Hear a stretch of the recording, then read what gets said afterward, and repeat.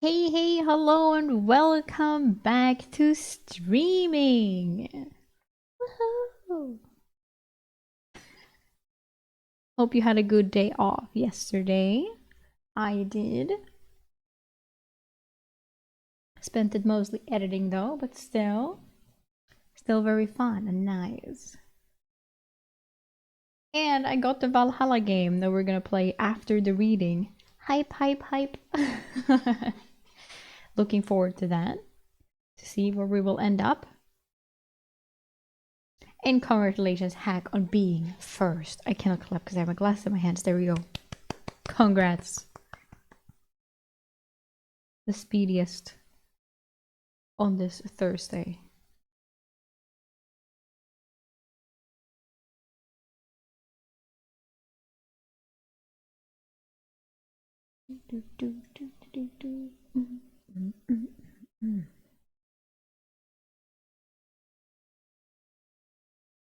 Cleaning my glasses.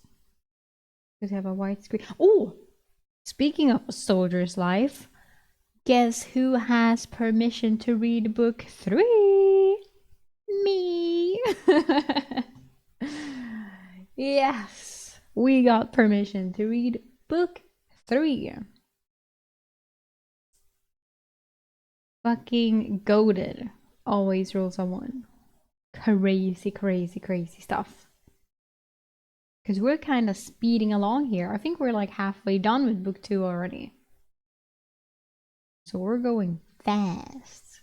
I'm very happy that I have book 3 on my PC, ready to boot up when at need.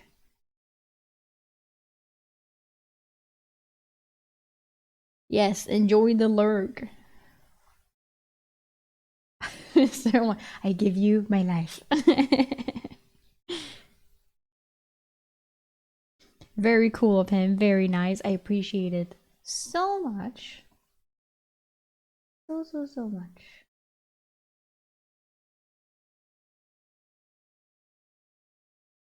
Hella nice.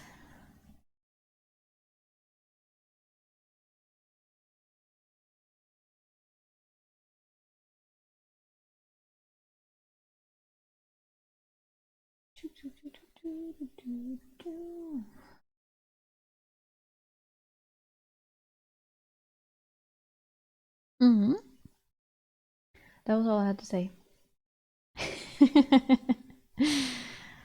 That's all, folks. So let's get into recap and start this bitch up.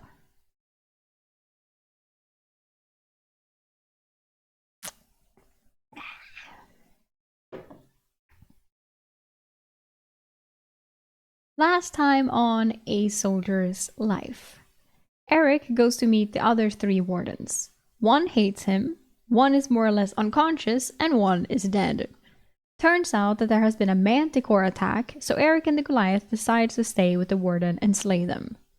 The manticores attack parents and child. They kill the mom and hurt the child to the point where the manticore dad starts talking in Goliath speech about some treasure.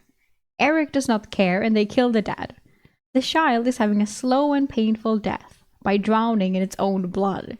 So Eric, naturally, sits down and watches as the child dies slowly before taking its essence. Way to go, Eric. After a job well done, Eric rewards himself with choosing a new spell form.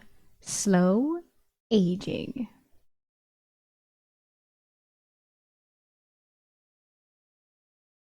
Turn one of them into a bag. Yes, exactly. One of them is now a little pouch for my stuff.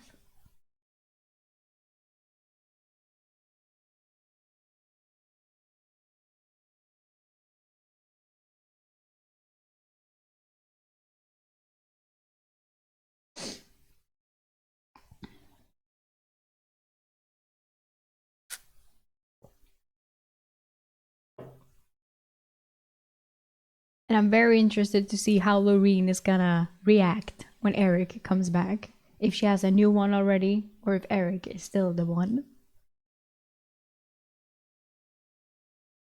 Chapter 91. Constantine. POV Path to Legionnaire. Huh? Am I... Hello? A Soldier's Life? Are we reading Path to Legionnaire now? What is this? This has never happened. Oh, okay. I'm in for it. Hell yeah. Constantine POV. Constantine walked through the city gates from his small house outside the city walls. He enjoyed his job teaching language and history to the children. Oh, this is before he became a legionnaire. Oh, this is before he became a hound, when he was still a fucking teacher. What? Okay. Not many parents in the city sent their children after they learned to read and write, preferring to have them apprenticed in a trade. As a result, it was rare for children older than 10 to be in his classes. In his opinion, the school was more of a means for mothers to get some rest for raising their children. His small schoolhouse was situated against the outer wall of Barvima, a city set away from the coast in the northeastern reaches of the empire. Its only claim to fame was a nearby dungeon, administered by the Adventurers Guild. Constantine did not see the allure of risking one's life for treasure from a dungeon. You say that now, Constantine, but oh, you wait. He arrived at his schoolhouse, happy to see his classroom already full. Even though he was a strict disciplinarian, his young students revered him. He was a great teacher who taught reading, writing, and basic math in the morning, then history and literature in the afternoon. He quickly counted 49 full seats, with only 6 open. He knew every student by name and was glad to see Maria back in class today. Her mother, a seamstress, often kept her back to work in her shop. She waved at him, smiling. She was a brilliant young girl, and he hoped she would do amazing things. The imperial scholar, Javier, stood at the door smiling in his blue robes. Another good showing for our young teacher. At this rate, you will be making more coin than me. The scholar was there to count and subsidize the education of the children. The Imperial College paid Constantine 3 silver a week and an additional copper for every student he taught each day. His was one of 7 schools in the city, but he believed his school was the most popular. He taught 6 days a week and usually earned around 6 silver, a high wage for a teacher. Constantine smiled at Javier, who was there just as much to count the students as to ensure what Constantine taught aligned with the Emperor's wishes. This morning, Javier had repeated a warning. Do not teach about the Duke's grandfather's loss in the Third Southern Campaign. I am reminding all the teachers. Huh? Don't tell the kids that this old guy died. Constantine was young, just 26 summers, and had only been teaching for less than a year. Is Constantine the type of guy who writes in his Tinder profile, "Hi, I'm a young man of 26 summers." Young man of 26 earth spins. Yay! Oh, don't ever do that. No one likes that shit. It sucks. Maybe it's more of a Swedish thing, especially the earth spins, because that sounded weird in English, but you probably have something. Cringe. How can we not tell as it actually happened, Javier? How can we not tell it as it actually happened, Javier? Will not telling it change the fact that it did happen? Javier grimaced.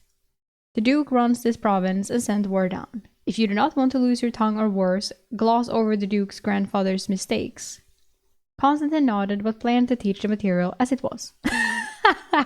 Constantine does not give a fuck.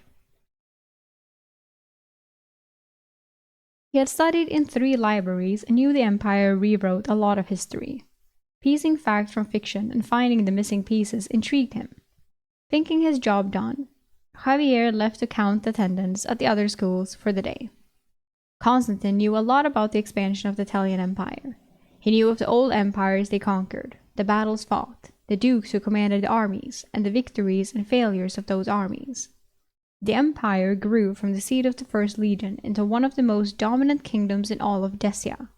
One was doomed to repeat mistakes if one did not learn from them. That day, Constantine made one of the biggest mistakes of his life. He taught the Third Sovereign Campaign as it had happened. It was one of the biggest losses the Legion of the Lion had, losing over 5,000 legionnaires and 15,000 soldiers when they got trapped in a mountain pass. The Duke that commanded them fled with only 1,000 men and most of his mages through an improvised portal. A week later, the Duke's grandson took his revenge. 2 hounds arrested Constantine for aiding the Essenham kingdom, the elven nation across the Channel. He passed the truth seeker's interrogation at his trial, but had been held almost a month before his trial. However, when he returned to Bar Vima, he had been replaced, and Javier informed him he would not find a teaching job anywhere in the Empire. Constantine worked as a lumberjack for 2 years. That seems fitting. A dangerous job where he ran from all kinds of monsters and watched companions and friends die. Wow, okay. A particularly brutal attack by a Knoll raiding party left his arm shattered and him unable to work. He took out a loan to have his arm healed by a healer. After 7 months, he fell too far behind on the payments and was forcibly conscripted into the army. Due to his potential and his attributes, he was allowed into the Legion training camp instead of the army training camp. Every day was a struggle to remain on top, and he was slowly molded into a fighter. He was surprised that he had a knack for fighting and graduated 5th in the class of Legion conscripts. His first assignment as a legionnaire was guarding the portal in Varda, a large coastal city in the Western Empire. His commander at the time was an ancient legionnaire. Whenever they were not guarding the portal, they were practicing. Constantine found himself apt with a bow, extremely proficient with a sword, and growing steadily towards their mastery. So much so that a mage company commander passed through recruiting him.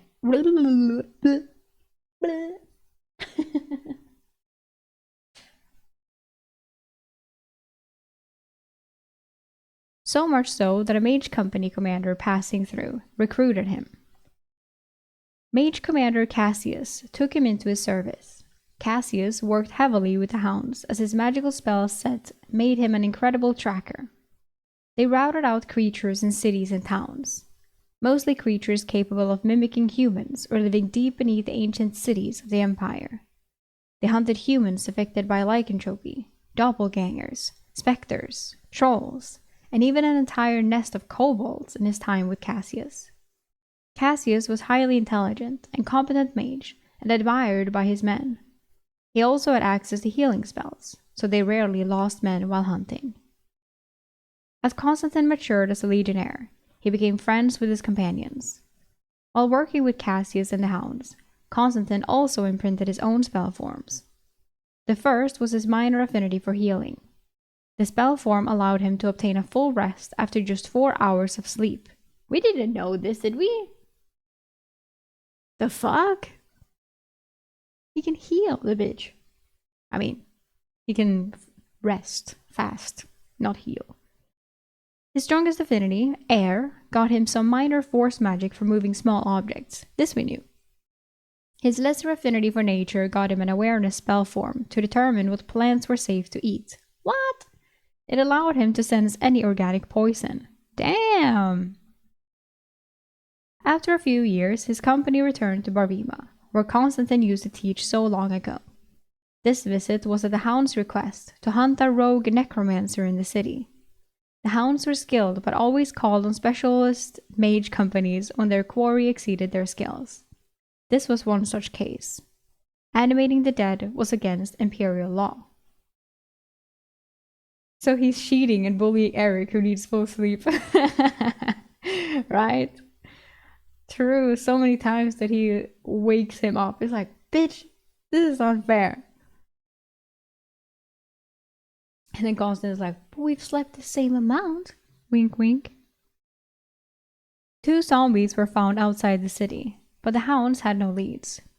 When Constantine arrived with Cassius' company, his mage commander quickly located the necromancer in a network of ancient tunnels deep below the city.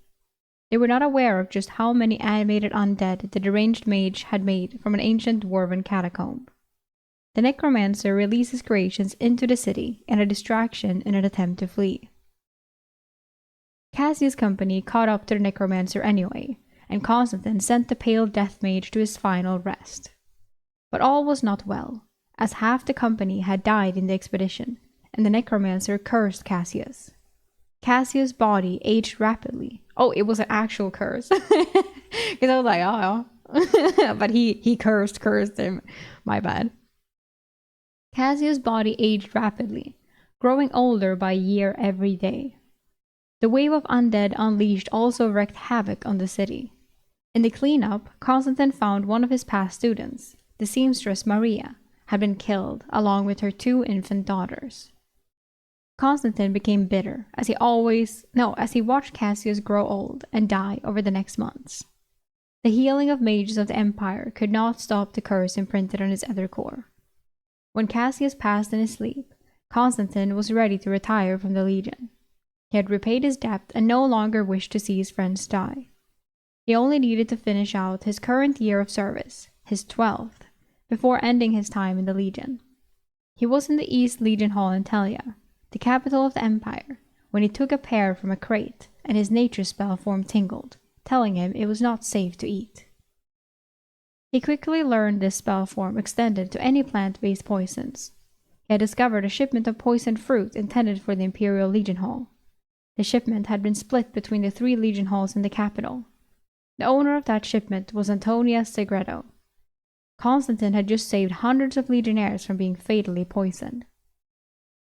Antonia Segredo was the merchant who sold the fruit, but not the one who had poisoned it.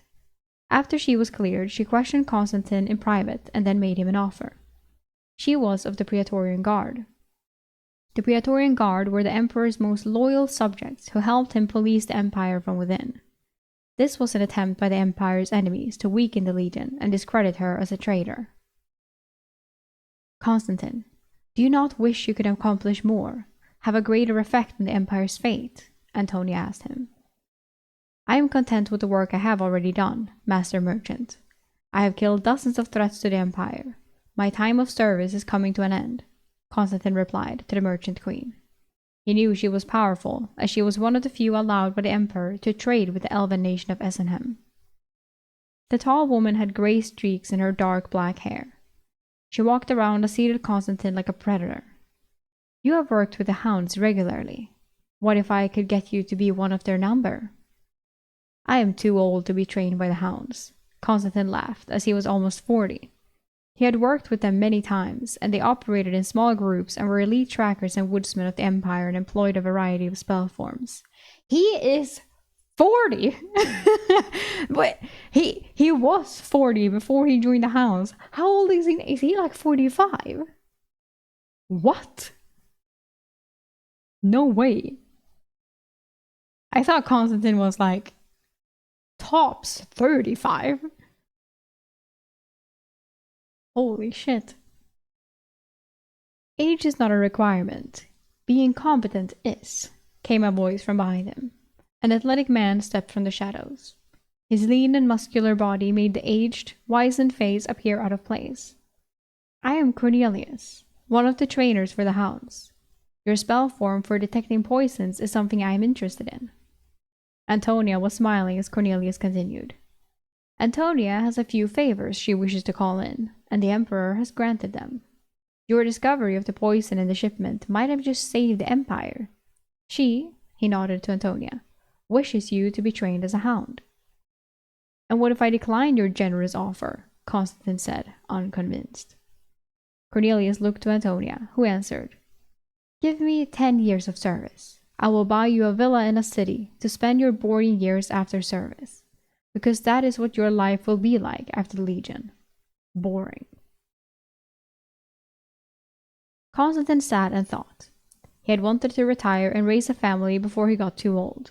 Now he would be almost 50 by the time he was free of the Legion. Antonia placed 6 large red spheres on the table. They rolled around briefly. Constantine knew what they were. Apex essences.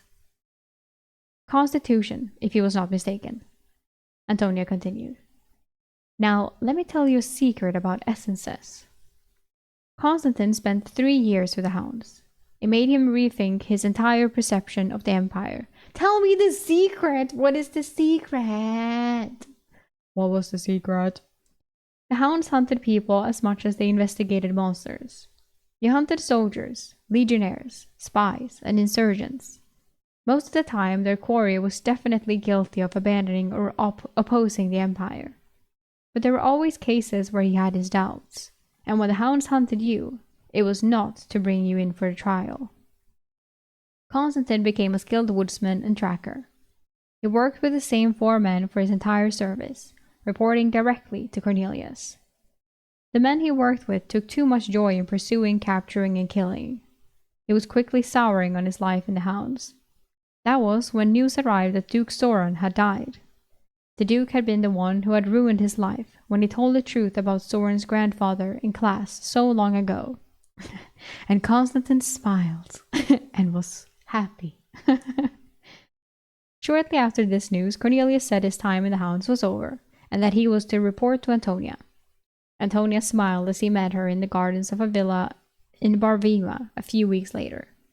Constantine, how have the last few years treated you? Cornelius said you were a quick learner. Constantine considered his answer, knowing he was trapped in her web until his service expired.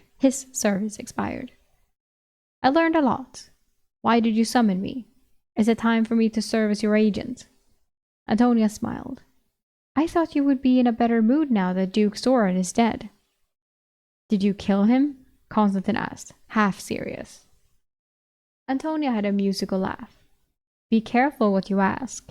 Just know he fell out of favor with the Emperor for his incompetence. She circled the gardens with him. What do you think of this villa? It can be yours for a price. It is quite beautiful. Not many villas have gardens this large in their inner courtyard, and I can see a number of useful plants among the trees, Constantine said, studying the surroundings. I was hoping you would be a little more impressed than that, she said, frowning. This will be yours. See? I know these things. This will be yours after you finish your field service for me. Of course, you will be an agent for me in the city after you move in. Constantine stopped. So, I will be serving you for life, and not just 7 more years. His tone hinted at anger. I would be fucking pissed. Do not look surprised. You knew in your heart that would be the case. She indicated the villa. This is an investment for me. You will be my eyes and ears in the city when you retire here to start a family. The essence I gave you means you can still sire children aplenty, she said harshly. What? Huh? She gave him fucking semen essence. What is this? She stepped back. I assumed you understood what I offered and what I expected of you. Oh, she's such a bitch. Constantine sighed. He was not surprised. He did not think she would have followed through on her promise of giving him a villa. She watched him as he processed the information. He nodded acceptingly. Good. Now I plan to assign you a legion company with an interesting mage commander. She has run into some opposition from Duke Octavian. She is in desperate need of a good scout, and you are going to be it. She is very active across the Empire, so you can expect to be busy, Antonia began. What is your interest in her? Constantine said. Antonia had added a few more grey hairs since the last they met. Her face remained impassive, but still had a powerful presence. Her spell repertoire is of interest to me and others. For now, report her actions to me. For how long will I be attached to her company? Constantine asked, resigned to his assignment. With a little impatience, she answered, Until I tell you otherwise. Now, her name is Mage Castile. Wow, okay. Constantine background. I like that. I really enjoyed that. Very insightful. Chapter 92. Post-Action Report. The city of Sobral did not seem any different. It felt like it had been gone for months and not just 4 days. As I walked into the city guards looked more professional with clean uniforms and armor. I reached the citadel's main gate and was not stopped as I entered. A voice rang out from my right. Soldier, why did you not question that man? An angry and abrasive Firth came storming out of an archway in the wall. Or Firth. I was slightly shocked as old legionnaire had actually shaved and looked unrecognizable. If he had not screamed for me to hear his voice, I would not have known it was him. He also wore the Duchess Citadel Guard uniform, not his legion gear. He must have rotated from laying the province's white marble border markers. He was now training the Citadel Guards. He seemed to notice me now. Eric? He looked me over. Constantine and Flavius went looking for you yesterday morning. Where have you been? Flavius is back. I ignored his question. The last time I had seen Flavius, why am I saying Flavius? He's very flavorful. I've called him Flavius all this time, right? Now I forget. He's been gone for so long. Forgot his name. Flavius. The last time I had seen Flavius was on the back of a drake, seated uncomfortably behind Master Mage Sebastian. They were off to search for his brother's collector. Right. Which was secured in my dimensional space. He held up his hand to pause our conversation, and Firth took a moment to scold the two guards. Even if he is wearing Legion armor, he could still be a spy. This boy could have gotten himself killed in the woods, and then they could have taken his armor. Unless a duke comes riding in leading 100 legionnaires, question everyone. He looked me over. Come, Eric. I will walk you to Castile to make sure you don't get lost on the way, he said, smirking at his own jab at my late return. Hello, Final Smile, welcome.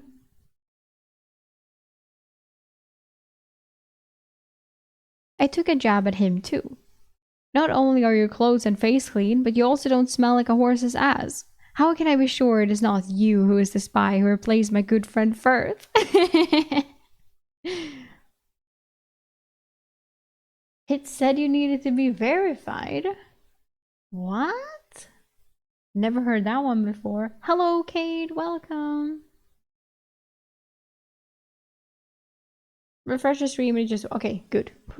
Because I was like, I haven't done anything. Okay, then. Good.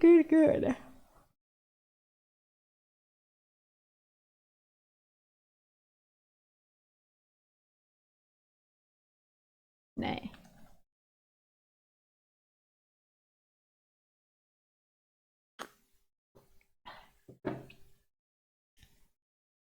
Good friend, eh? He laughed. Well, friend, anyway. He thumbed the clean uniform. I have to keep up appearances while I am out here yelling at the general incompetence of the Duchess's guards. He spat out something he was chewing. He spat out something he was chewing on into the bushes. They have been worried about you, you know. Expected you back the following day after you walk into the woods with a half-giant. Constantine was quite upset you were sent off with a half-giant. He is a Goliath, not a half-giant, I said, defending Maviath. Yes, defend him! Aww. Didn't Twitch just roll out some stupid age verification stuff? What? Really? What is this? I don't mind age verification, but if it's like, you have to send us your ID, then I am not into it.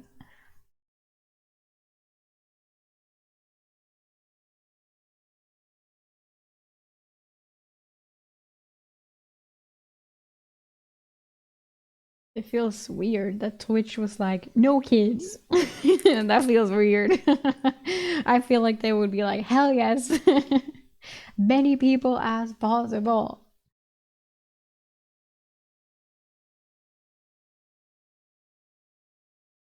Maybe.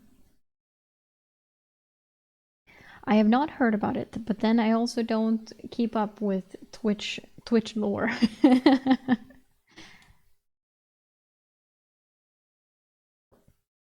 Same difference, he spat, cleaning the rest of his mouth and the bushes before entering the citadel. Further informed me of the events as we walked the citadel. Flavius arrived yesterday morning. He rode here from Macha after the mage released him. Not sure what happened with Master Mage Sebastian in the swamp, but the Emperor ordered Sebastian to remain there. The Emperor is in Macha, I said, shocked. Firth was confused. What? No, you fool. Just some of his advisors who speak for the Emperor. The Emperor has not left the palace in 50 years. Chancellor Marcel from the Scholarium, I think he said. Flavius said half the idle legion companies joined Duke Tiberius in Macha for his next push into Barbaradian lands. So, they are starting to excavate the ruins then, I stated. How did you? His eyes flashed in realization. Ah, I should have put that together. Yeah, the rumor is they are moving under cover of war to dig up some ancient city. Firth was better connected than I thought to know that much. We were walking down the halls and the wing of the citadel, where Castile was quartered. Constantine was not happy with Adrian for sending you off with the Goliath. He convinced Castile to go look for you, and poor Flavius left with him not 4 hours after arriving in Sobral. Oh. Firth stopped at the door and banged on it loudly without decorum. Castile, your wayward apprentice has returned, and he looks alive and well. He turned to address me. When you have time, find me in the practice yard. Constantine said you need to practice with your new magic trick against a real fighter. Ooh. Well, at least Constantine had not changed in the 4 days I was gone. I entered the study and halted. The Duchess wore a thin silk blouse and shorts, not her normal dress. Castile was dressed similarly. Both were dressed for casual comfort. On the tables, dozens of books were spread everywhere, open to pages. Castile did not look up from her book as she said, "Report." I stood at attention and responded. One of the wardens was killed by a manticore, and what? Castile barked in surprise, standing. Castile and the Duchess both locked their eyes on me, demanding clarification. It is a beast as big as a... I think they know what a manticore is, Eric. I think it's more like, what the fuck was it doing here? Tell us more. He's like, okay, so manticore. That's so cute, though. It is a beast as big as a horse, with the body of a lion and the head off. I started to respond. I know what a manticore is. Yeah, of course they do. What the fuck? Castile said irritably. Where is it located? We can call the company in from laying stones to deal with it. Castile cracked her back, preparing. I could see her mind churning in preparation. Do you know where it is laired? Actually, I killed them. It is dead. Well, 3 of them are dead. The other 2 went north. At least the male manticore said there were 2 others, and they went north. I'm not sure if I believe him, as he did not seem trustworthy. I was trying to explain but was having difficulty putting my thoughts in order as both the Duchess and Castile mouths gaping in their tight-fitting casual wear. Dude, Eric is back. Nothing changed. The Duchess smiled reassuringly. Start from the beginning, Legionnaire. Eric, right? Another woman who remembers his name. I nodded. We visited Trek, the first warden, the day after we left. He agreed to your terms, Duchess. We met the second warden, Leonis, and found him injured at his cabin. He and the fourth warden, Clinton, thought they were tracking a direwolf that had been forced south from the flooding. It turned out to be a manticore. A second manticore surprised them, and Clinton was killed. I took a breath, and the Duchess handed me her glass. I drank and found it to be a sweet wine. Thank you. I handed her the glass back empty. Mavius planned to come back to the city to ask for the company's help to fight the manticore, but they found us at Leonis' cabin that night. I took a moment to put the events of the fight in my head in order correctly. Mavius ran out to draw them to the ground and get them to waste their tail barbs. He shot the small one, but the mated pair cornered him. We had not expected a third one. Leonis and I attempted to surprise them from behind, but Leonis was struck, and the poison from the manticore prevented him from fighting further. I managed to surprise the female with the trick, which let Mavius get an arrow into the adult male. When did the manticores talk? Castile said as she tried to follow my ramblings. I'm getting to that part. The female went down from a lucky blow, and I injured the male with a pylon from behind. With its mate likely going to die and its offspring with an arrow in its lung, the male tried to bargain with us. It talked to Mavius in the stone giant tongue. I did not understand anything that was said. Stone giant?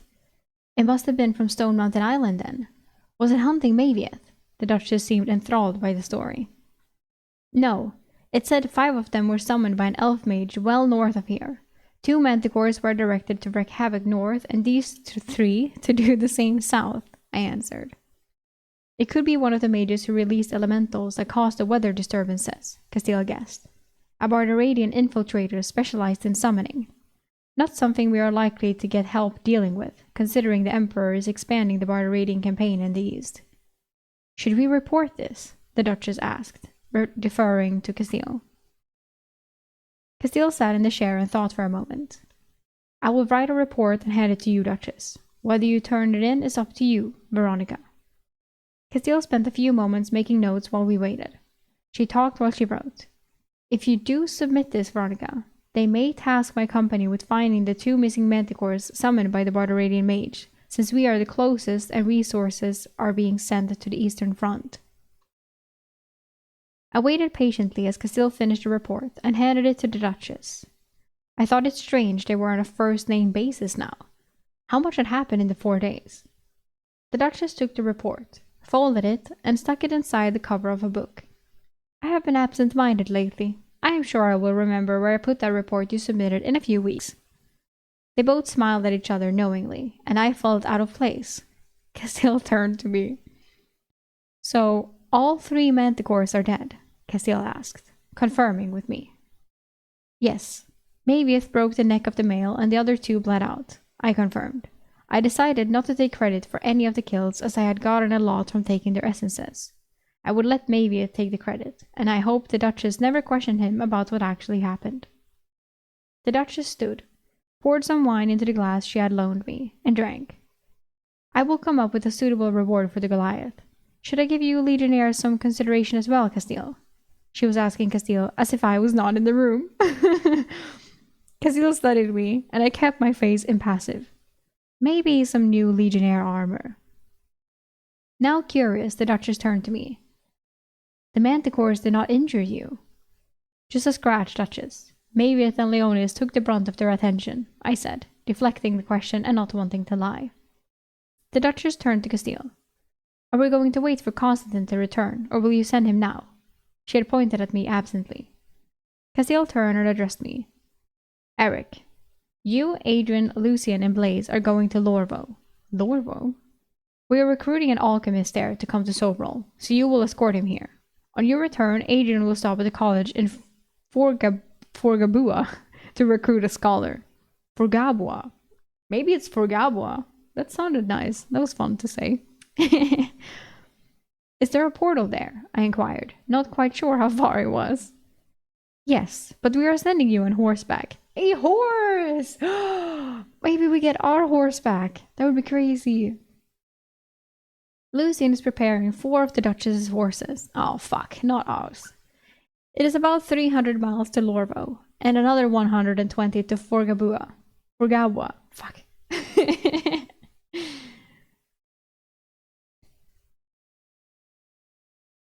First name basis, drinking wine together in casual thin clothes. Damn, Castile first a servant, now the Duchess. Right, I was gonna say that as well, but I was like, how do I say this? And when do I say this? I was gonna wait for the conversation to be over. But yeah, I was like, okay, these two seem very close now. Ginger, yeah. I recognize that the horse's name was Ginger. It probably was Ginger. But rip, no Ginger. So apparently we're taking the Duchess's horses. Maybe we will name this one something cute.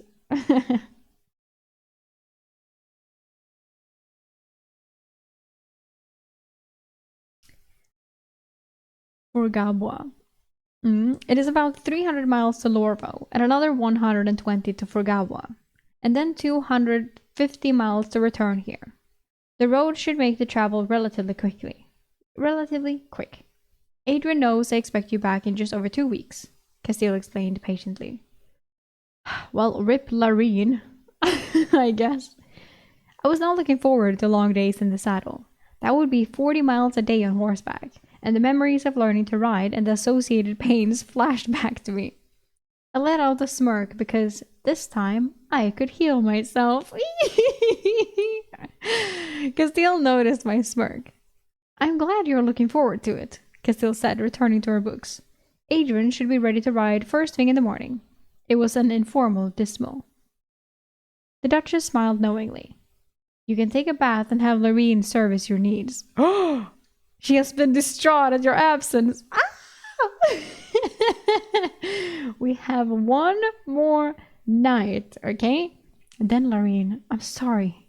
I'm gonna have to leave you. What? No. Will you come back for me? Yes. Just wait for me. I nodded, looked at the books as I left, and paused. It was not Latin. The writing made no sense. Seeing my confusion, Castile explained. It is Elvish. The scholar Adrian is recruiting should be able to help us make sense of them. They are books from the ruins of Kaelora. Veronica stepped next to me, seeing my interest. We are hoping to find clues about natural resources in the area. Kaelora is the undead city of specters you passed on the road coming here.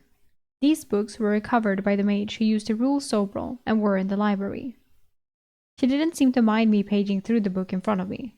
It was short, just 30 or so thick pages. There were illustrations on the opposite page from the writing. There were fantastical creatures, so I assumed this was some type of animal compendium.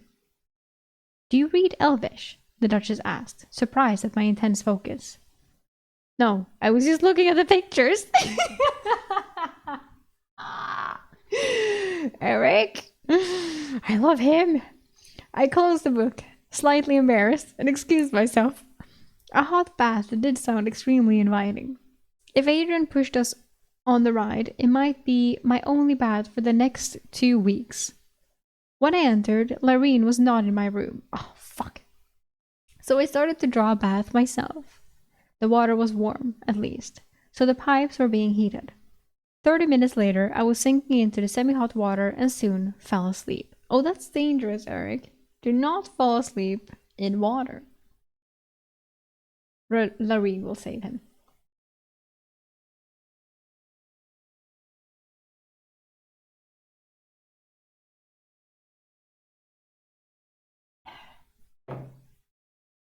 Wasn't he supposed to go see Adrian like at training or some shit? He was like, Constantine told me that you should fight with me because of your new spell.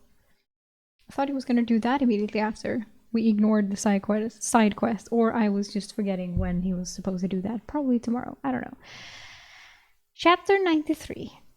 Duchess's Library. We were just there. My combat senses awakened me.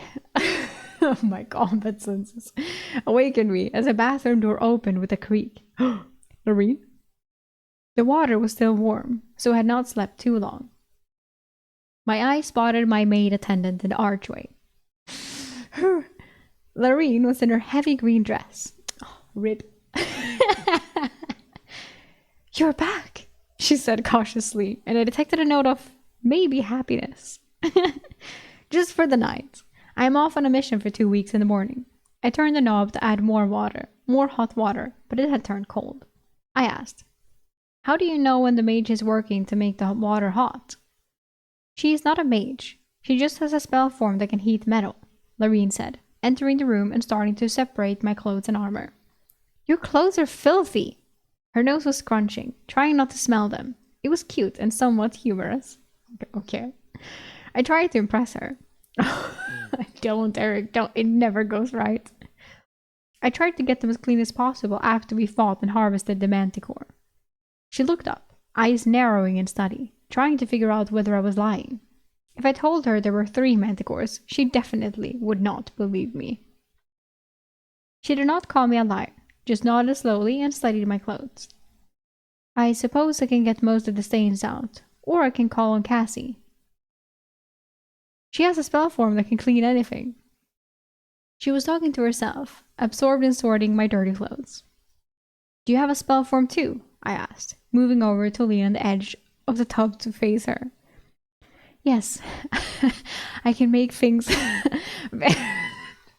No, I'm not okay, that was too much. No. Lorene flashed a bright red. I do? Oh my god, maybe I was more right than I thought. She did not answer immediately, and I just stared at her as she worked. She finally revealed, it is not very impressive. It is actually fairly useless. I have never heard of any magic being useless. Tell me, I encouraged her with a smile. She flushed again. I can dry things. Well, just things with water. I can pull water to my hands from nearby. That's cool. What do you mean it's useless?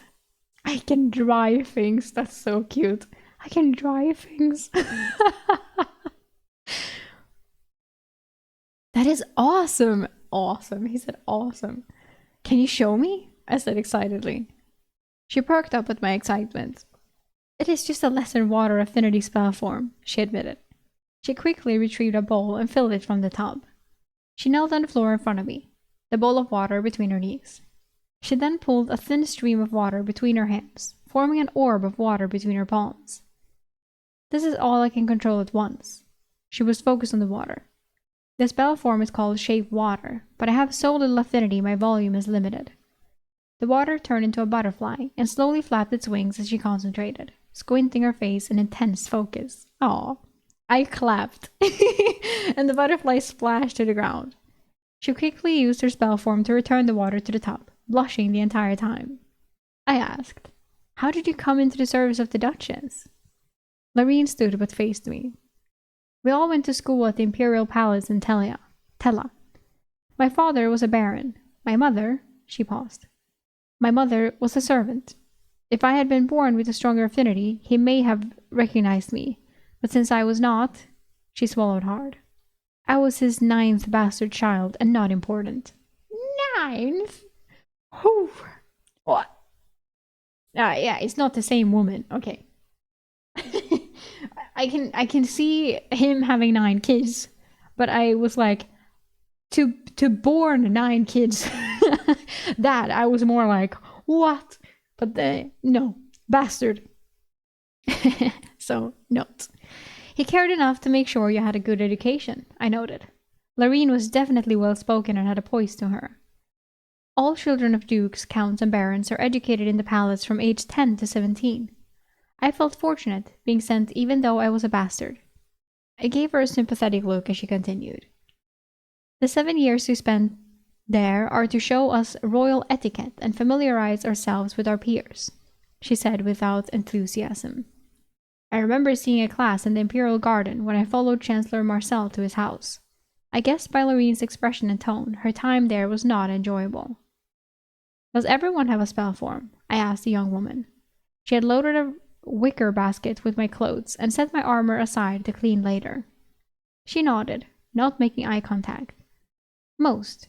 Usually, it is more impressive than a lesser spell form.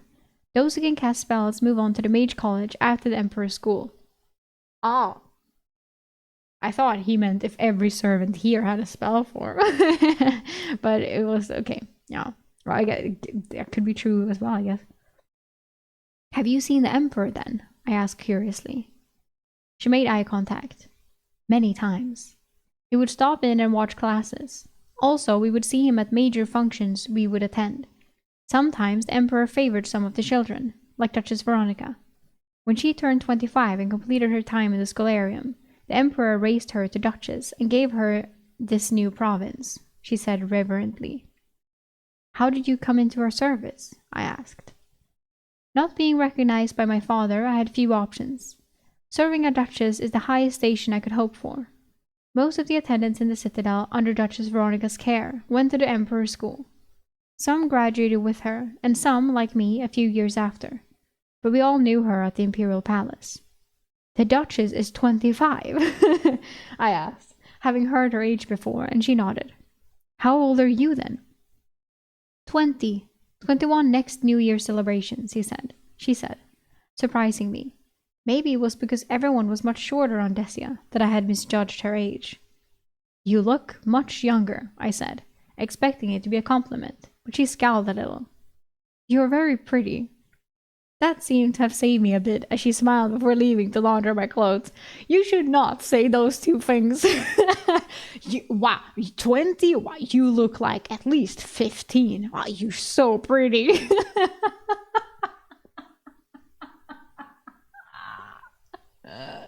Eric, no.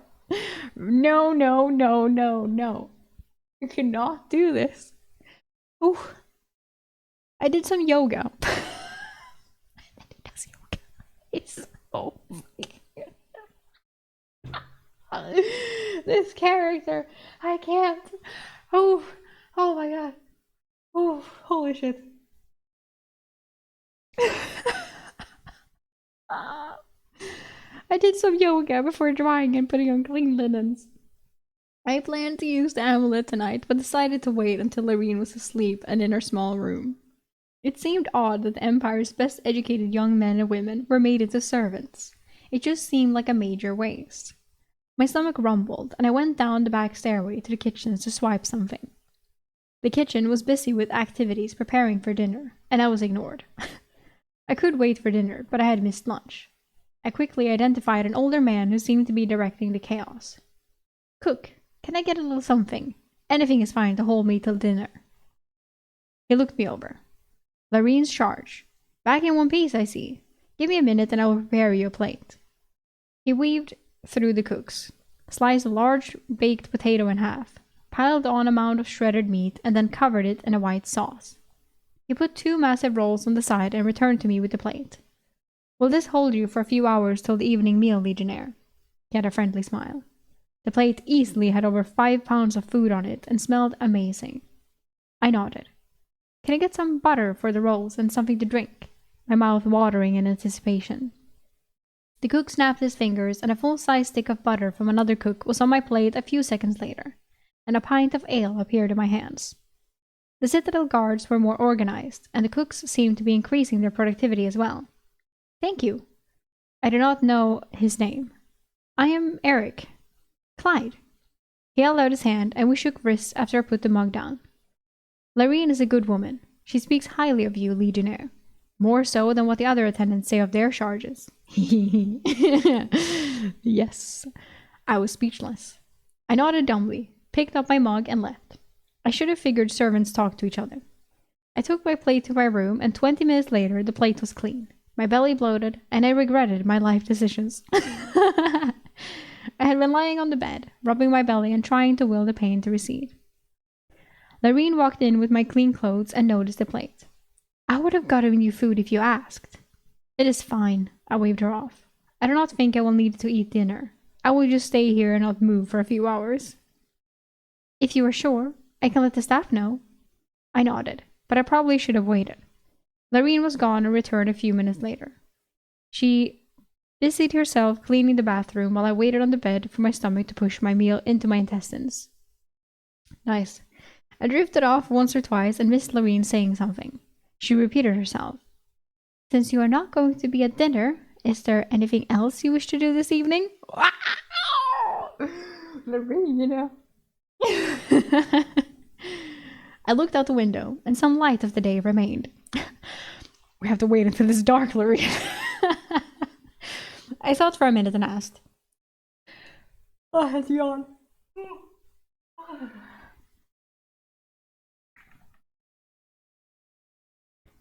I thought for a minute and asked. The Duchess has a library. Am I allowed to use it? Lorene's face showed disappointment. But she nodded affirmatively. Eric, fucking take a hint, dude. I can't. I want to read. Yeah. Okay. Yes, your armor is clean. The bathroom is clean and your clothes are ready for you. I can bring you to the Duchess library if you wish, she said, somewhat bothered. Yeah, I would as well. I complimented her on her work, but she still seemed a little perturbed. I followed her to the Duchess wing of the Citadel. The library was the room adjacent to the office where Castile and the Duchess met me this morning. The library was impressive. It was 3 stories tall and rectangular, and one wall was entirely paneled glass, looking into a small garden below. I could see into a few other rooms across that did not have curtains drawn. Oh. All the rooms were vacant, though. 2 wide wooden staircases on either side went all the way to the 3rd floor. Each floor held hundreds of books, more books than I had seen in my time in Dessia so far. The familiar scent of aged paper assaulted my nose. Impressive, is it not? Lorene said as I stared up. Most of the books were left by the mage who once ruled here. He was a bit of a collector. He even sent expeditions to look for lost libraries and to other empires. I walked the shelves with Lorene trailing me. Most of the books on the 1st floor were in Latin. When I reached the 2nd floor, things started to become muddled. Only 1 in 4 books was Latin. The 3rd floor did not have a single book whose binding I could read. Are you looking for a particular topic? Lorene asked. Maybe something with romance? You were familiar with the organization? I asked, surprised. Her face hardened. I know how to read and spend some of my free time in here, she said, annoyed. Mike, this is not going well, Eric. Can you show me where the books on spell forms are located, and maybe other kingdoms and Dessia as well? I asked. The magic section is that alcove, she pointed confidently. The histories of the other kingdoms are on the wall. She pointed at an entire wall of books over 10 feet high with a ladder to access the higher books. I walked to the wall and began scanning titles. Are there any maps of all of Dessia? I was wondering where Stone Mountain Island is located. The Goliath Warden was from there. Lorene went confidently and pulled 3 wrapped scrolls. She unrolled them while I stood over her shoulder. Maybe I was too close as her hips pushed back into mine. I ignored the contact and studied each of the maps as she unfurled them. The first was just the Italian Empire. The second was a map of the continent. The third was the world of Dessia. I was surprised at how big the planet was. The map was fairly detailed, and if the key was correct, the equatorial line was over 26,000 miles. Was that bigger than Earth? I did not remember. Who fucking knows? There were 3 continents on the map, and dozens of large islands. I was leaning into Lorene to look closer when she exhaled and pointed a finger, drawing my attention to a place on the world map. It is here. I followed her finger and, in small script, Stone Mountain Island. According to the key, it was not a small island, about 500 miles across, and it was completely on the other side of the world. Maybe it had gotten as far away from his people as possible. Not wanting to continue pressing into Lorene, I gently moved the reluctant woman aside to study the map. Don't do that! No, it depends on how you do it. And whoop, now you move. I studied the map enthralled. When I looked up, Lorene was gone. I wanted to memorize every detail to add this to my dreamscape. I went back and studied the other 2 maps as well before stepping back. Lorene was waiting, flushed. I needed to be alone in the library. Oh, fuck. Loreen, thank you. I'm going to spend a few hours here. Can you get me a crate of apples? Bring them to my room so I can pack them for the trip. Loreen looked around, confused. After you get them, you can join me back in the library. I just don't want to forget about the apples for the horses. Aww. Loreen nodded, disappointed, and left, and I quickly went to the magic section. Poor Loreen. I can't. It took a moment to replace the time affinity spell form book. There was no book for void affinity or world's affinity. There was a book for displacement affinity. It was just as monstrous a tome as the time affinity. It was 3 compiled volumes as well. I should have given Loreen something more involved to keep her occupied. I paged through it, sitting next to the shelf with a glowstone for light, turning each page, focused intently. My heart was racing at the chance of being discovered. I got to the end and replaced it on the shelf. I stood and stretched. I searched for a book on my dreamscape amulet, but after 10 minutes I gave up. I moved to the wall of books on other kingdoms in the world. Maybe the lines of nations changed over time, but I was looking for one nation in particular, Singa. I found 3 books on Singa. One was the history of the Duchy of Singa. The second was a bestiary for Singa. And the third was focused on the religions of the region. I was halfway through the first book when Loreen returned. She walked over to me, smiling. I got you your apples in your room. Anything else? I'm just going to look through a few books, then head to my room. I am expecting a long ride tomorrow, I replied, but was focused on the book. Loreen went and stood by the door. I was tempted to look for books on other worlders, but with Loreen watching me, I just paged through the 3 books on Tsinga and 2 books on the kingdom of Caesinia. The Duchy of Tsinga used to be part of Caesinia, but was now independent. I returned the last book and hoped to find time to return. I am done, I announced. Thank you. I approached Loreen with a sincere smile. We returned together to my room. Okay. Are you sure you do not want something to eat? You said you would take meals with me in your room, she reminded me as I inspected the crate of apples. She had gotten over 100 apples. Wow! That sounds good. Something light and that you would like, I said, holding up an apple to the light. These apples are perfect.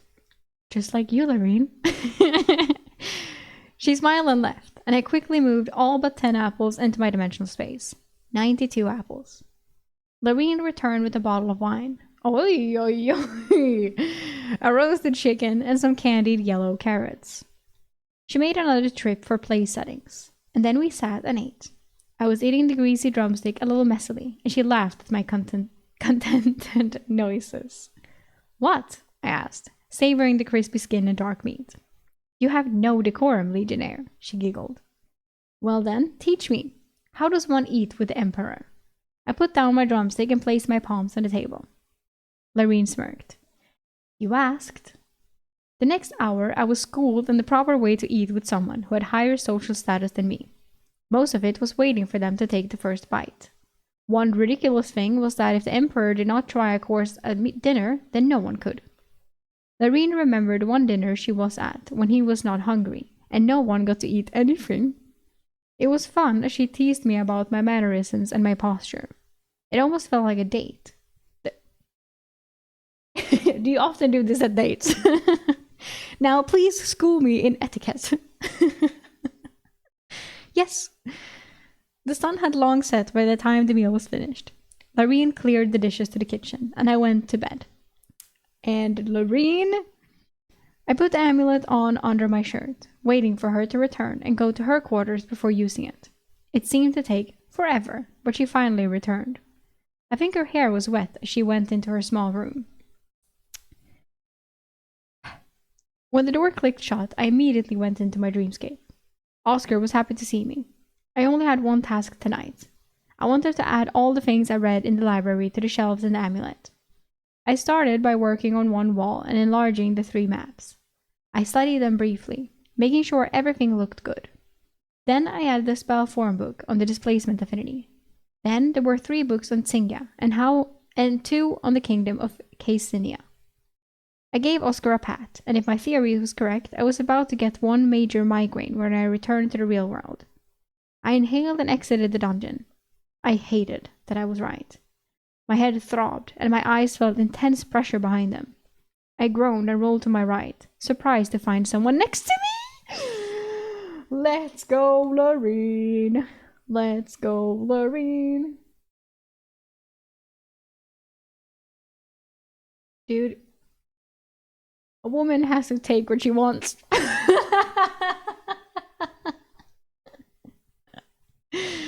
I respect it. My hands exploded.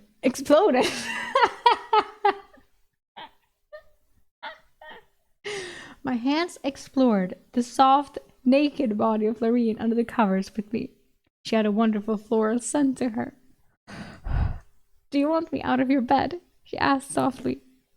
No, I replied and kissed her, running my hand through her silky hair and pulling her willing body on top of me. Holy! Lorene! Let's go! Dude. Big W.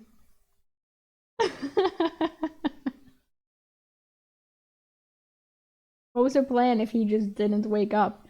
He will wake up. Trust me. Trust me. If it takes long enough, she will make it happen.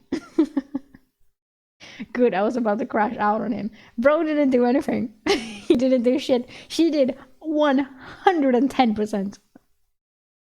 The only thing he did right was say no here. He said no, and that was the only thing he did correct. Oh my god. Chapter 94. Back in the saddle. I awoke to a gruff voice standing over my bed. Wake up, Legionnaire. Lucian wants you down in the stables. It was still dark, but the voice was familiar. I asked, Adrian, why didn't you knock? Taze wood door. And I got a set of keys to all the Legionnaire's rooms. He jingled the keys as emphasis. Get up and help prepare the horses. Say your goodbyes. We should be back in 2 weeks. He walked out, having issued his orders. Lorene had one leg draped over me and was snuggled into my side. Oh, that really happened last night. She came to me and was an enthusiastic participant. It was enjoyable for both of us. I feel like Eric wouldn't know. But it probably was. But I have a feeling that Eric would be like, yeah. She might as well have been like, yeah. Are you awake? I asked, brushing her hair. No, I don't have to wake until the first light. She pulled her body in closer, seeking my body heat as the room was chilly with no fire. I extracted myself but left my prized griffin down pillow behind for her. I quickly dressed with the light of a glowstone. When I was in my full gear, I looked at Lorene, who had fallen back to sleep, hugging the griffin pillow. Should I wake her to say goodbye or just leave? I leaned in and kissed her until she stirred some. When she was semi-conscious, I broke the kiss. Thank you. I will be back in a few weeks, I whispered. Her eyes were closed, but she had a contented smile on her face. So it was good. Confirmed. I left the room and went to the stables. Lucian was there in the pre-dawn saddling horses. Eric, good. Adrian and Blaze are bringing out the saddle packs. Get those 2 mounts ready. He indicated 2 grey mounts. One had a black mane and one had a white. I was a little out of practice but quickly remembered as the muscle memory took over. Lucian inspected my work and nodded. Good work. Now let me tell you why I selected these mounts for our trip. We must travel 40 miles daily to get back to Sobral on schedule. I thought about it momentarily. Are the alchemist and scholar going to be able to ride that many miles? Probably not. Adrian will try to push the horses on the way to Lorval. After that, we will back off, Lucian said after a moment. Now, long-distance mounts have 3 features you want to look for: age, body type, and temper. For the next 30 minutes, Lucian showed me the signs to identify the age of a horse, whether its body was conditioned for endurance riding, and a rehash on finding a horse's temperament. Blaze arrived with 2 heavy packs, and then Adrian did as well. We all got them onto the horses, and secured our weapons. I was taking 2 short swords and a spear. That did not include the hidden arsenal in my dimensional space. Blaze had 4 small quivers with him, with his bow and a short sword. Lucian had a mace and a short sword. Adrian had a long sword. As soon as the sky turned grey with the first light, we were riding out of the gates of the citadel and then the city. We tested the horses at a light gallop for a mile and then walked them for a mile. We repeated this 4 times before stopping and letting them drink. The road was packed with clay and dirt, which was easy on the horses. I slipped each horse an apple and praised them for their work. My horse was dark grey with a black mane and tail. He was also the biggest of the 4, since I was the largest man among us. I decided to call him Atlas, since he was carrying my heavy ass around. Ah! He gave him a name! Oh. After the break, I was riding next to Adrian. We will reach the city of Lul tonight. Castiel asked me to work with you on your new spell form, an air barrier of some sort. Can you demonstrate while we ride? He asked as we are at a walk. Yes, air shield. I almost made one appear in his path, but did not think knocking Adrian off his horse would endear him to me. They are stationary and can take some abuse before being destroyed. I halted Atlas and dismounted. I created an air shield under my feet and was standing 2 feet off the ground, holding my reins. Atlas was looking, and I think he was confused. I mounted and continued to ride. Whenever we were on a walk, Adrian asked questions much as Constantine had, puzzling out uses in combat for my spell form. We had a quick spar at our second water break for the horses. Is that Delmar's runic sword? I asked as he unsheathed the silvery blade. Adrian smirked. Yeah, he loaned it to me after losing at dice. When we returned to Sobrel, I must return it to him. He slashed air. I did not know Delmar and Adrian gambled. They rarely mingled with the company. Come, let's see how you fare. He commanded impatiently to use the loaned weapon. Apparently, Delmar had been a degenerate gambler in the past, and it had gotten him into trouble and caused him to be conscripted into the Legion. Adrian's sword cut through my barrier much easier than a regular sword. It still slowed its progress, but I thought it was unfair that he had an extra advantage. If your opponent has an artificed weapon, Eric, you just need to place it where they are not likely to strike it. Your biggest advantage is your opponent cannot see the disc while you can, Adrian advised after a few engagements. The break was not long, and Blaze was eager to try shooting arrows at my barrier, but Adrian said there would be time for that later. Adrian is like, no, Blaze, I'm playing with Eric now. The trip went surprisingly quickly. Just 9 hours of riding and breaks to make it to Lul. My healing spell form made the soreness fade when it got too unbearable.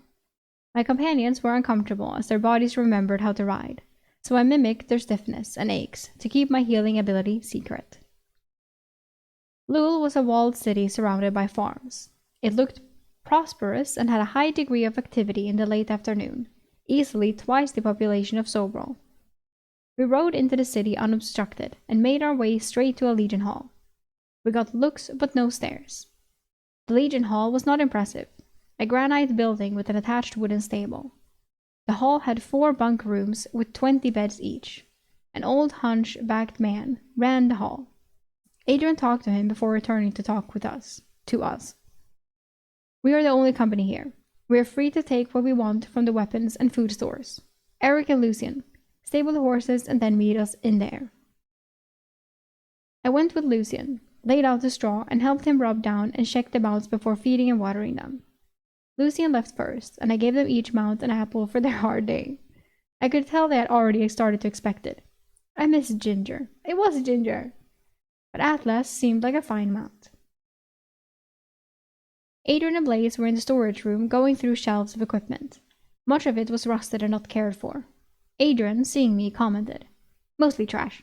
A few Legion companies came through here on the way to the Eastern Front with the Barbarians.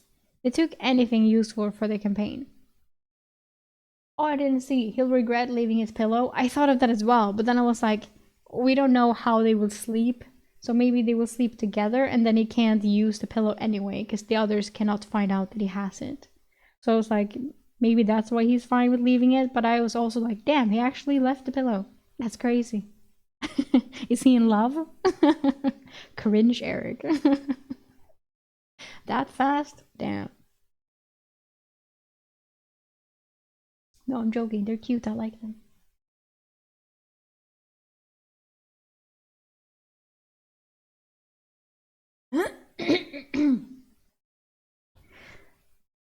Blaze was holding a pair of throwing knives. At least we don't have to pay for it. Blaze referred to the fact that when conscripted legionnaires took new equipment, we had the debt added to our accounts. If equipment were just replaced, we would not have to pay for it. Castile had paid for any equipment, so the men did not need to, but her accounts had been seized as punishment for the losses in Macha, as determined by the tribunal, and she had not replenished her funds yet. Blaze picked up some throwing knives, checked their sharpness, sheathed them, and added them to his pack. I went to the foodstuffs. Much of it was bulky items, ceramic jars of items like fermented cabbage or pickles. As I was searching, the others left, and I was alone. Not that there was anything I really wanted in here. I broke the wax seal on a ceramic jar labeled fermented cabbage. One whiff, and I was definitely not taking this. I tried the pickles next. They looked normal, just smaller than I was used to. I tried one. It was a bit soft, but tasted like a normal sour pickle. I pulled 2 5-gallon ceramic containers into my dimensional space. I was about to leave, but noticed an old jar in the back. I pulled it out, and it was heavy. It was labeled fermented carrots, but did not swish, and the container did not match other fermented vegetables. I broke the wax seal to find a thick sludge inside. I touched it and realized what it was. Honey! This was a lot of honey, maybe 3 gallons. It had crystallized some, but it was still good. I moved it to my dimensional space. I still had a lot of food from the first Legion Hall I visited, but a little more could not hurt. I also took a massive cast iron cauldron with a lid, maybe weighing 70 pounds. It was more for a kitchen, but could cook for the company in a pinch if I ever revealed my storage. It could also be a weapon if dropped from the proper height. I would have liked to add arrows, but there were none here. I found the others eating pies Adrian had purchased from the tavern next door. We need to return the dishes, so don't break them, Adrian warned, handing me a pie. I started in on mine, but it was terrible. The meat was not identifiable and was chewy and fatty. At least the lard and flour crust was decent. Adrian reminded us. We will get an hour of training in the yard behind the hall before sleep tonight. I know you're all sore, but we should get some practice fighting together. The next stretch of roads has been known to harbor bandits occasionally. How far? Blaze asked. He was also not pleased with his dinner, as most of the grisly chunks of meat remained uneaten. 140 miles to Tellus. I want to make it in 3 days. From there, we have to take the old road west to Lorvo, another 100 miles. It is a wild road, not well traveled, and could run into any number of creatures. Since we are on horseback, I plan to run and not fight if anything finds us, Adrian informed us. We went to the training yard, which was overgrown with many weeds and bushes around it. The old man who administered this hall could have maintained it better. The practice session was focused on me and my air shields. I found Lucian's mace was slightly more effective at disrupting it than a normal sword. I also learned how quickly Blaze could shoot arrows. He fired 13 arrows in less than 30 seconds. The scary thing was he did not once miss his target at 30 feet. I did notice that his eyes looked a little hollowed. From that, I guessed he must be using a spell form to help with his aim, draining his ether. I was not sure if he even realized what he was doing. I got my own bunk room and was already missing my griffin pillow. Oh, fuck, he got his own room. I had left it in my room in Sobral with Larine. I hoped Larine at least appreciated it. I used the amulet for just 2 hours, focusing on learning the time affinity spell form of slow aging. When I left the dreamscape, I did not have a headache at all. I was sure I had figured out part of the device. As long as I did not add things to the dreamscape, I would not get migraines on leaving. The next question about the amulet was if what I created was permanent. Would the maps, Cher, Oscar, and everything else still be there if someone else used the amulet? Maybe when I found someone to trust, I would find out. Adrian had us up and on the move before dawn. The next 3 days of travel south to Tellus were long days in the saddle, interspersed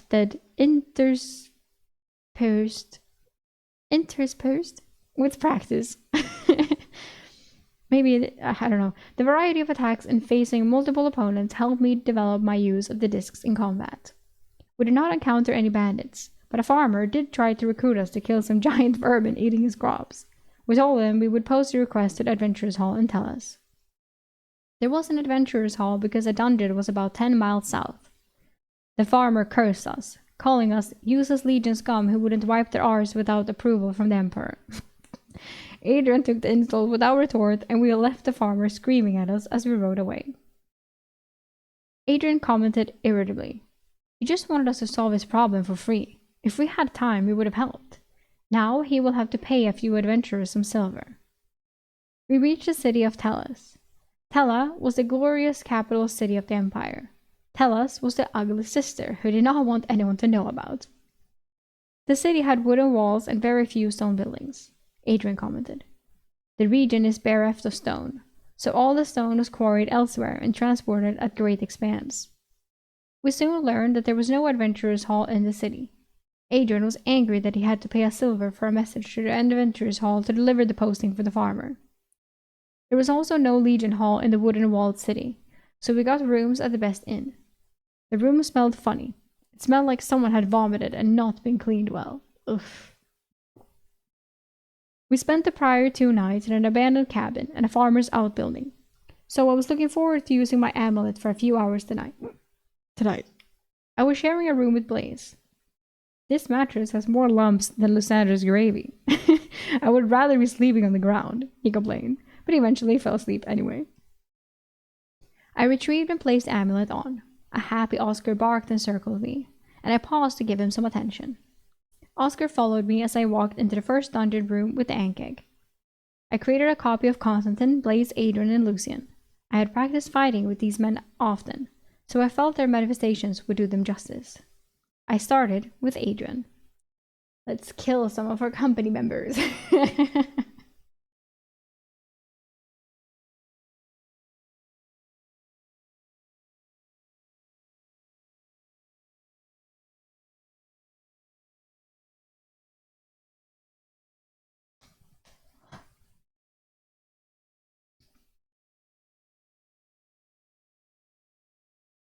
Chapter 95.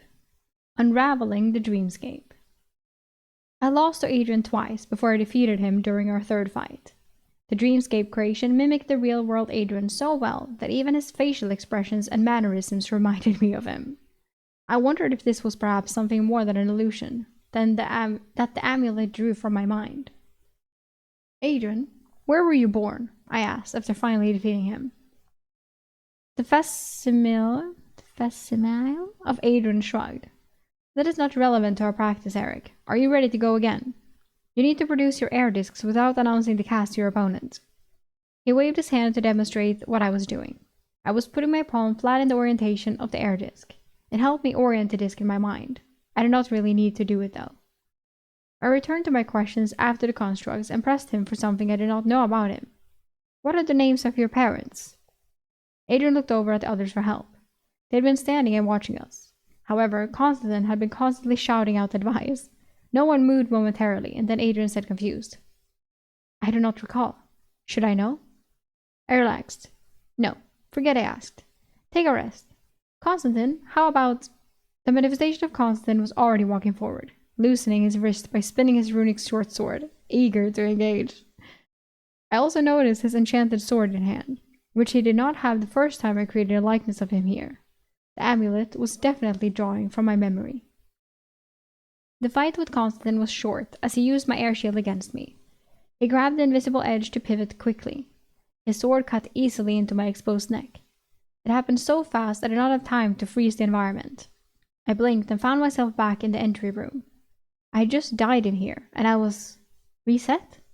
I touched my neck reflexively. That was a bit unnerving. I walked back into the first room where the Ankeg was, and it was as I had left it. Constantine did not look regretful for having just killed me, and my dead body was not here. Constantine barked. You should have expected that, Eric. If your opponent knows your tricks, they will use them against you. Again? I like this dream creation as much as I like the real one. I fought Constantine again and lost. This time pausing the environment before his sword pierced my heart as I was on my back on the ground, having tripped when he tangled my legs with an improvised bola. He seemed to be getting better and learning from me. I realized that it was not fatiguing, feeling injuries, or had a limit on how much ether I could use. I focused on adding these elements into the dreamscape practice. Although I did not want to feel pain, it made sense to include it while I practiced, so I could expect it in the real world. I guess. Limiting the number of shields was smart as well to get used to my limitations. I started to rotate who I was fighting. Constantine always seemed to beat me no matter what I tried. He seemed to be a step ahead. Blaze was easy to beat with my air shield. Lucian was an even match for me, but multiple shields usually put the match in my favor. He did crush my forearm with a lucky blow. After a moment of shock, it was the most intense pain I had felt in the dreamscape. The pain intensity varied though, as if trying to find the appropriate amount for my memories. So the amulet was adjusting to my knowledge to get things right, as I had never had my forearm shattered before.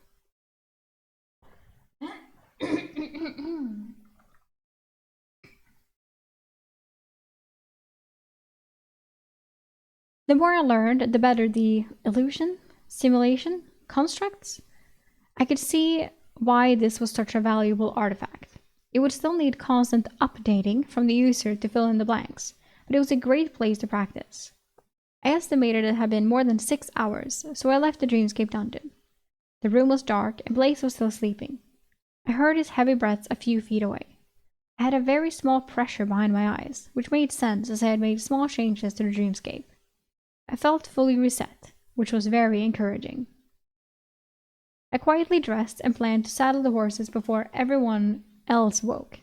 It should give us a head start on the day's ride. We were heading west on an old trade road. Blaze woke, but realizing he had time to sleep, he just rolled over and ignored me. The horses were excited to see me, and I gave them a quick rub down before saddling them. No apples. They each got the expected apple, from my dwindling supply. Lucian arrived just as the sky was turning gray in the sun's first light. All done?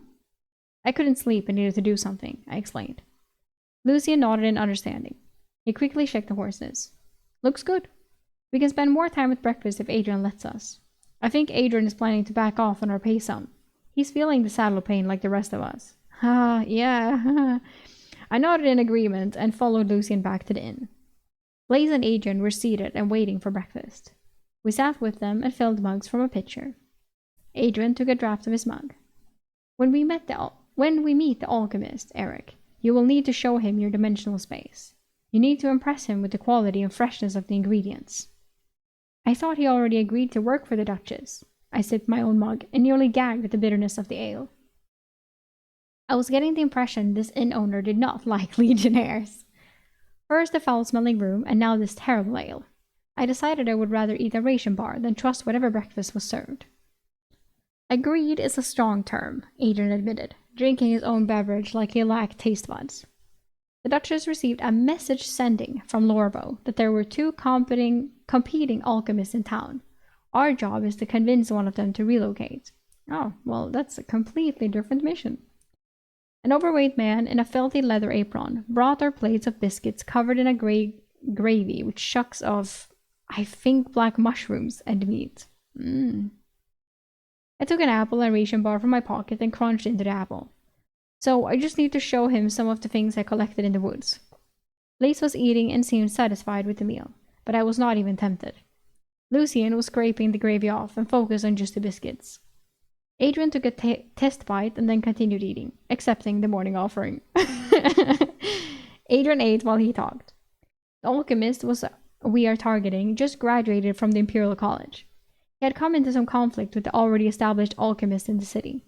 The Countess of the city asked Duchess Veronica to resolve it. Having 2 alchemists in one city is a blessing, but these 2 are causing problems. Blaze finished his plate and asked, what if he does not want to relocate? He will not have a choice, Adrian stated firmly. Horses ready? Adrian addressed Lucian, who nodded. Lucian ate his biscuits and gravy, but left the meat and mushroom chunks hiding inside the grey ooze. Our packs were secured, and were on the road moments later. Lucian was right. Adrian set a much more sedate pace. It was not long before we reached the trade road. It was not well traveled, but easy to navigate. We were all riding abreast, and Adrian was in the middle. Adrian said, "The locals say we are at the tail end of the goblin migration season. Other than that, some giant spiders, gnolls, and giant elk. It is out of rutting season, so the elk will likely not bother us. Bother us." They also mentioned an owl bear after the second round, Lucian added from the right. I guess they had spent time drinking while Blaze and I went to sleep. Adrian waved his hand. The way it sounded from that drunk merchant, I think the owlbear was a companion of someone in these woods. It did not attack him. They always attack when spotting food, so someone was holding it back. Adrian sounded confident. Don't you hate it when it's rotting season and the elk butter you? Yes, it always happens to me. Like, the worst season of the year. It was mid-morning when Adrian pointed into the dark woods. Look there, about 200 yards. Some webbing in the trees. Most likely a giant spider nest. The woods were shadowy, but I could see the strands hanging from the trees. We walked past and stopped when we came to a clearing in the road near midday. We will eat and then do some practice in rotation. Eric can cycle through all of us to get practice with the spell form, Adrian announced. Wow, this kind of gives me back to a dream I had last night. Lucian and I checked the horses while Adrian remained on guard. Blaze pulled out some hard cheese and jerky from the saddlebags for everyone. As we ate, we all remained vigilant. Blaze asked, "Where are we going to sleep tonight?" Thank you, I need to drink some.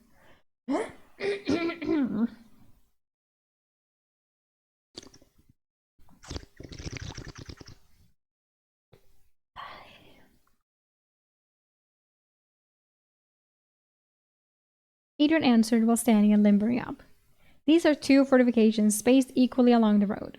Merchants use them, and so will we. Now, Eric, let's practice. I do not know who was more shocked, Adrian or me. When I blocked his blade with my sword, protecting my air shield and then using a second air shield to catch his arm, preventing his defense. My wrapped sword slapped into his calf as I quickly backed away. I had practiced the maneuver in the dreamscape, and I was surprised it went so smoothly.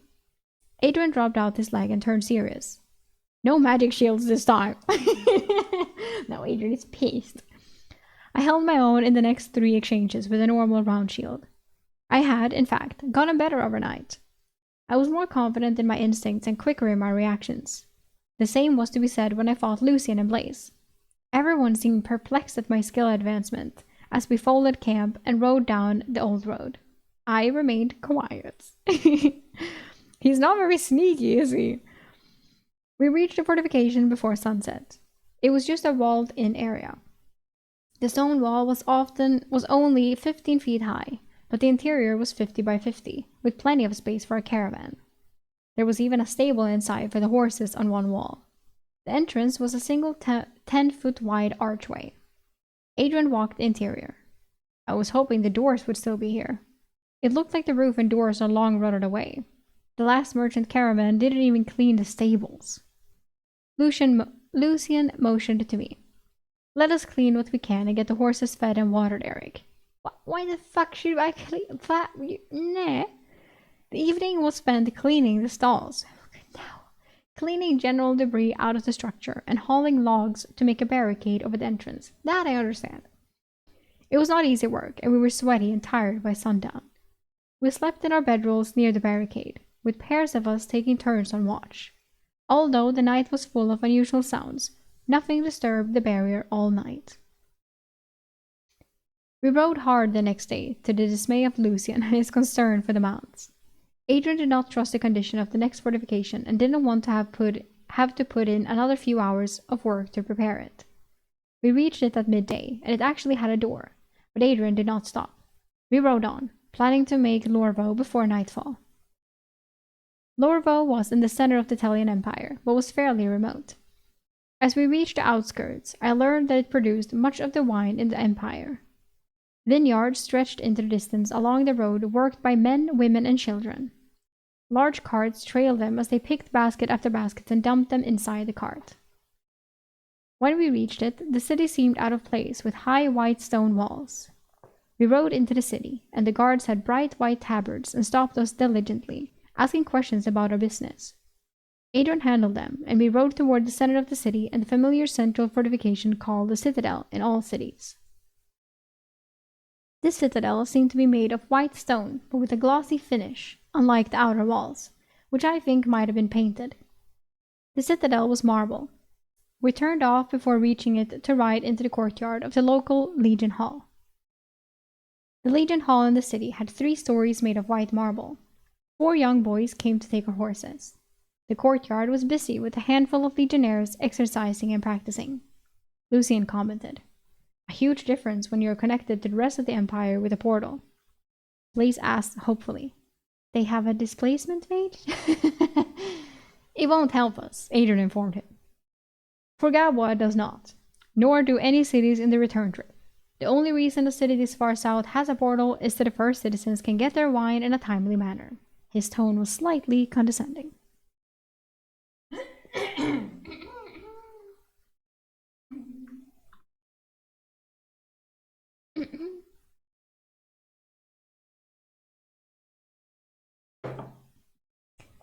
The Legion Hall was orderly and clean. We all walked with Adrian to the counter. "Mage Castile's company. 1 night stay for 4 legionnaires on Duchess Veronica's business in the city."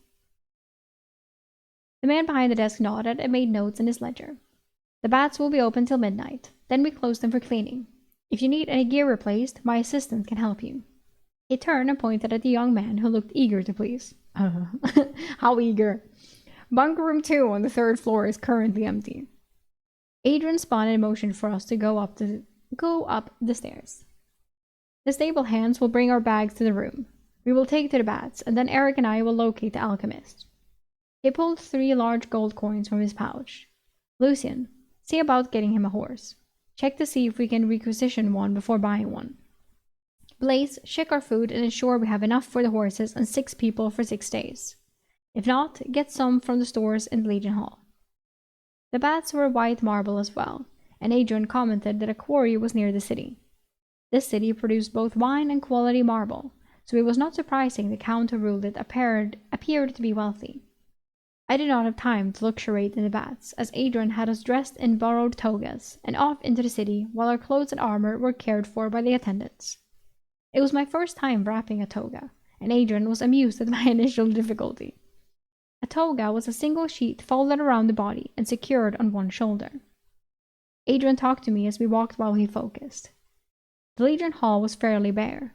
Normally, this city is packed with men, and 2 or 3 mages are quartered here. There are no mages besides the displacement mage elsewhere in this city.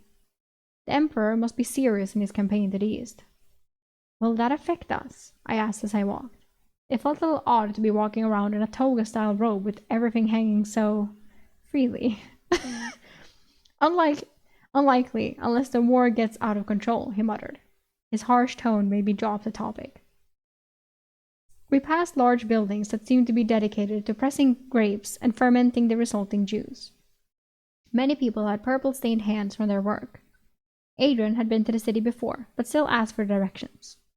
The alchemist shop we were looking for was a grey stone building near the upper city. When we entered, we both paused, a little shocked. The alchemist had bright red skin. He was working on a chemistry set spanning 2 full-length tables that would make any mad scientist envious. He did not even notice us as we entered the shop. Adrian cleared his throat. The man in a red hat spun, a wild look in his face. "Wait, so he has bright red skin and a red hat? Crazy." As if needing to vent, he yelled, "Look what that bastard did to me!" He indicated his red face and hands. "I look ridiculous." He calmed down. "No matter. I will get him back tenfold for this one." He forced a smile. "Now, what potion, remedy, or salve can I interest you in today, good men?" He was not wearing a red hat, and he was bald. His bright white teeth and his smile on his glossy red face reminded me of the devil. I leaned into Adrian and whispered, "Maybe we should try the other one."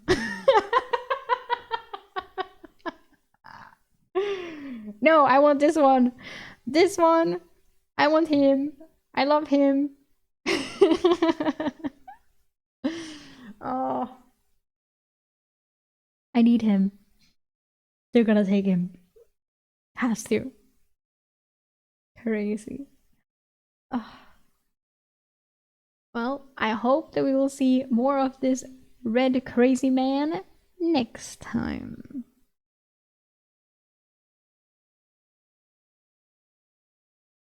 What a ride.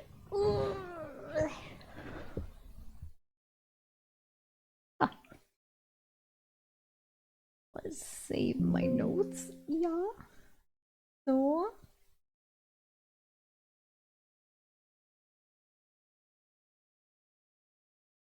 So much happened. It was very fun. I feel like I've laughed a lot this time today.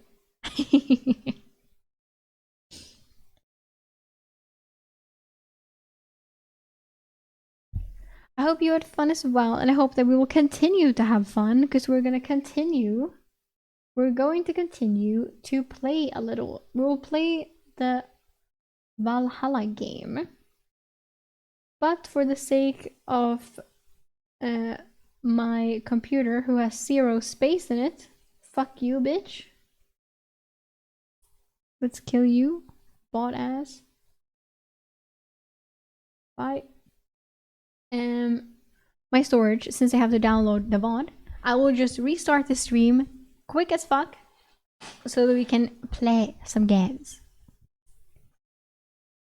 Eric got his first otherworldly smash. Today we experienced a woman getting what she wants despite Eric being a dumbass. Yes. Go, Lorene.